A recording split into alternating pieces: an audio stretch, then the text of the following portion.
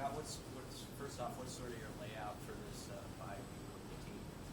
We have a unique bye week because playing week 0, we had to have so many days off. We had to have 7 extra days off between our first bye week and second. So we're only going to practice twice this week, practice yesterday and today. We're going to try to get the guys back early and get some game planning ready, and then have pretty much a normal week for Purdue. I think next bye week we'll be able to practice 3 times, but that's how many days we had to have off. You mentioned on your TV show Adrian was a little beat up. Sort of where is he at physically? Do you feel, do you feel good about him finishing it out where he's at? Yeah, I think there'll be a time when I can talk about the things that he's been dealing with, but he came out of the game clean, so he's going to be as healthy as he's been in several weeks, week from Saturday. When you assess his performance against Minnesota, do you have to take that into account, what he was dealing with? Yeah, I think so. We took it into account before the game. So, some of the option stuff and quarterback run stuff that we might have added to the game plan, it just wasn't going to be available to us. We got to play better around him, and I've said that a bunch. We're leading the Big Ten in sacks right now, and that's got to get better. So he's got to trust protection a little better.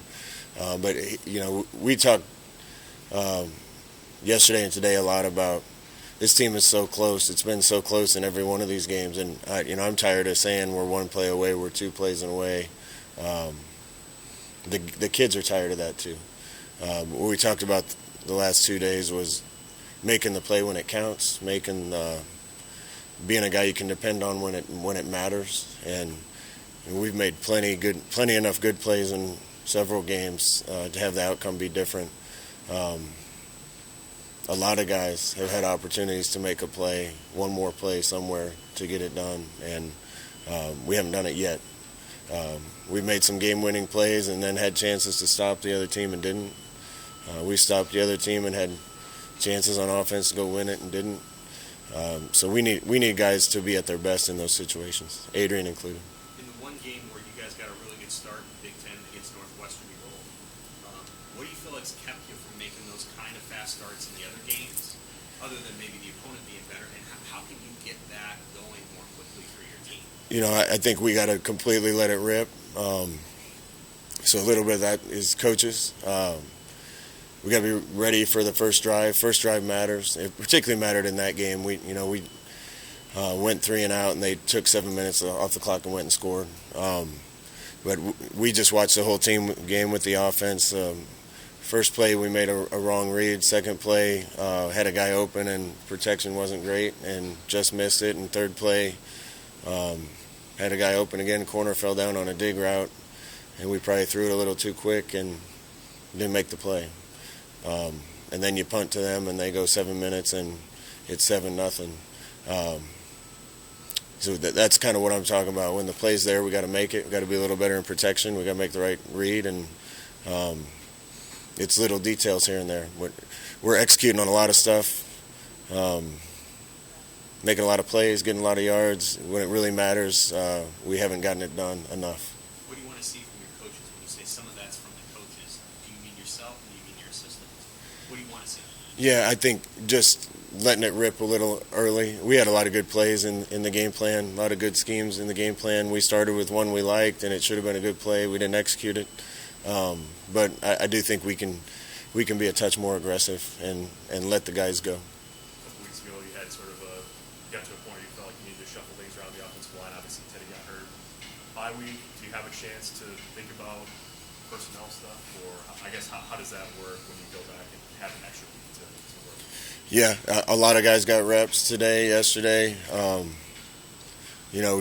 There's only so many places we can go with it. Most of the guys that give us the best chance to win are already playing, so there's not too many changes we can make, but there's certainly some positions where there's always competition. Scott, it's been over 600 days since you guys have been on the road recruiting.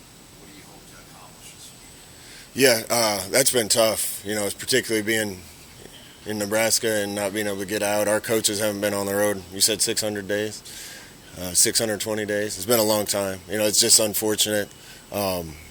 This recruiting class, we're going to focus on maybe some immediate impact guys a little more. Probably not sign as many freshmen.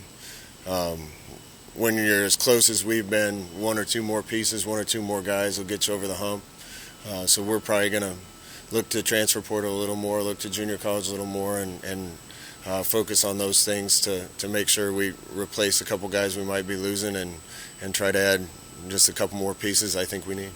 How does evaluating guys from the transfer portal differ from evaluating the high school? It happens faster. You got a lot of time to look at high school kids and get to know them. You're never sure who's going to end up in the transfer portal, and you got to make pretty fast decisions, and you got to stay on top of it a little bit. What would be the positions in need from the portal that you feel like could bring you over the top? Well, you got to take the best guys available, and I don't really want to talk about that and do that to the guys currently on our team. But I think we're a couple pieces away from getting over the hump and winning all these games. So we'll do our best to take the young core that we have and a lot of really good young players and try to add to it as best we can through high school recruiting and other ways. You said on Sunday night that you thought maybe Deontay had avoided a serious injury. Do you think you can get him back in the next couple weeks or at some point over the course of the year? Yeah, Deontay had a minor knee injury. He's going to be day-to-day, week-to-week. Probably be out for a little bit, but he'll definitely be back this year. But how about Ramir? Ramir was in meetings, everything. He's got to pass protocols to get back into play, but we feel good about it. You've liked how this team has come back to work every week.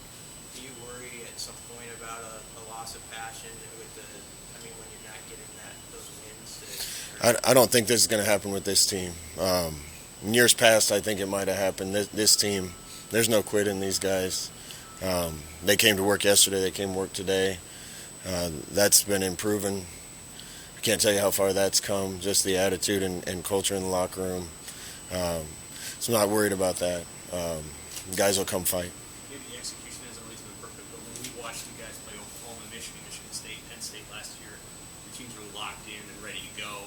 It felt like both the Minnesota games and both the Illinois games in 20 and 2021, I think you would say maybe the approach was the juice wasn't as high. Have you been able to pinpoint why when your team is a favorite, they seem to be a little less? I don't know if you can paint it with that broad a stroke. Saturday I think we came off several games in a row where we spent a lot, and the guys spent a lot, and they poured a lot into it. And they poured a lot into preparation for this one. They were ready to go. I didn't notice anything different until I got in the locker room right before the game, and it was good. It just there wasn't as much juice, and we did what we could to try to get them going. It wasn't terrible. I think they just lacked a little bit of an edge, and probably coming off 3 night games and playing an 11 o'clock game on the road, I could have done a little more to make sure. I didn't really notice it till before the game, they still took the field prepared and ready to go. I think going 3 and out and giving up the first drive hurt a little too. If they weren't ready to play, they wouldn't have responded and came back the way they did. You don't get what you deserve in football. You get what you earn, and you got to be at your absolute best all the time. I don't know if you heard P.J. Fleck's comments after the game, but he said the game was an example of culture over skill, that their culture overcame your skill. No, I don't make a habit of listening to those press conferences. Our culture has come 100 miles. I love where our culture is right now. I think they have some skilled players too, so I'm surprised to hear that. But I hadn't heard that, no. On bats, when he's on the field, he's made plays. What's the relationship there between how often he gets on the field, how often you target him, what he's working through to get on the field more? Yeah, we got some guys that are really talented that I wish were out there more. Not talking about one specific guy, but some of the guys that I wish are out there more just miss too much time. They've missed reps. You start playing at a high level, particularly in this league when you get a lot of repetition, you get a lot of experience. Then when the coaches know, the team knows, you can count on those guys in situations. So some of them get their chance and go in and bust an assignment. And it's tough to keep guys on the field as much when that happens. But you got to be practicing. Every time you got to get the reps, you got to build up that experience. And Xavier's come a long way. He needs more of those reps so that we can rely on him on every play, and he knows that. When you don't have Dante Williams, what does that mean? What are you missing? What has he given you that's hard to replace? I just love the kid first and foremost. He's a leader. He's tough. He can play the run, play the pass. We feel good about our young guys behind him, so we'll certainly miss him, but I know he'll help the other guys get ready.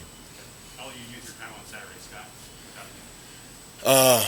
I don't spend time with my wife and kids, I'm sure, but we're gonna really take a deep dive to try to make sure that we're in the right stuff a week from Saturday. I think it's an advantage to have 2 weeks to get ready for a team instead of one and be hurrying it. We were on the other side of that last week. We'll be on the other side of it this week. So we're going to spend a lot of time making sure that we address that stuff and try to game plan as best we can. When you talk to your team about the last four, is there something different that you'd like to see besides the outcome, or is it really just about sort of like say the one critical moment? No, I want to see the same effort, the same intensity. Our kids have been playing hard. They've been selling out. We're playing tough. We're making a lot of plays. We've been a play short, an inch short. We got to find a way to get those plays done, and we'll keep putting kids in the best situation we know how to. It's going to happen. They just got to get it over the hump, and we got to find a way to get an inch better. You mentioned some of the guys not playing as much because they haven't been practicing as much. Can mental reps during the bye week, can that bridge that gap a little bit? It can some, but you just need a lot of reps of things to be good at it. I'm not a good golfer, but if I'm not playing, I'm terrible. You got to be doing it to be good at it, and you got to experience situations. You got to see all the signals over and over again. You got to get repetitions. You got to do it with the right technique over and over again. So when the key moment happens, you're not trying to find something new. You're falling back on the training that you have, and over time, those repetitions build, and then when the situation comes up, you know what to do. And there's really no substitute for training and practice. If Farmer's the second safety goes in, who's that third guy that maybe rotates with Farmer in dispute? We'll see.